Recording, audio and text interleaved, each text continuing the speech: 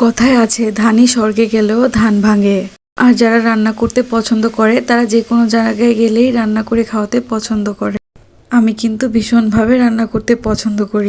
আপুর বাসায় বেড়াতে গিয়েছিলাম, তো ভাবলাম সবাইকে বিকালের নাস্তায় পিৎজা বানিয়ে খাওয়াই। প্রথমে আমি ইস্টটাকে কুসুম গরম পানি দিয়ে অ্যাক্টিভ করে নিলাম। এরপর এর মধ্যে ময়দা আর লবণ দিয়ে ভালো করে একটা নরম ডো বানিয়ে নিলাম। এরপর আমি ওভেনটাকে প্রিহিট করে এর মধ্যে ডোটা রেখে দিলাম প্রুফ হওয়ার জন্য। পাশে আমি পিৎজার টপিংগুলো রেডি করে নিচ্ছিলাম। আমি যেহেতু চিকেন পিৎজা বানাবো তাই চিকেনগুলোকে ভেজে নিলাম।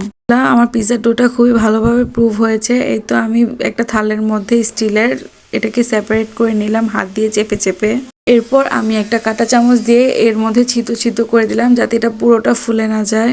এরপর এর মধ্যে আমি টমেটো সস আর কিছুটা বারবিকিউ সস দিয়ে ভালোভাবে মিশিয়ে এর উপরে আমি চিজ আর পছন্দ মতো টপিং দিয়ে বানিয়ে ফেললাম মজাদার পিৎজা। পিৎজাটা অনেক মজা হয়েছিল, একদম দোকানের পিৎজার মতো, খুবই ওয়েল কুক। যতটা সুন্দর দেখতে হয়েছিল এর থেকে অনেক বেশি মজা হয়েছিল, সবাই অনেক পছন্দ করেছে। এই পিৎজাটা আমি চুলাতে বানিয়েছিলাম, ওভেনে 2টা বানিয়েছি আর চুলাতে বানিয়েছিলাম 2টা। Bye bye, see you in the next video.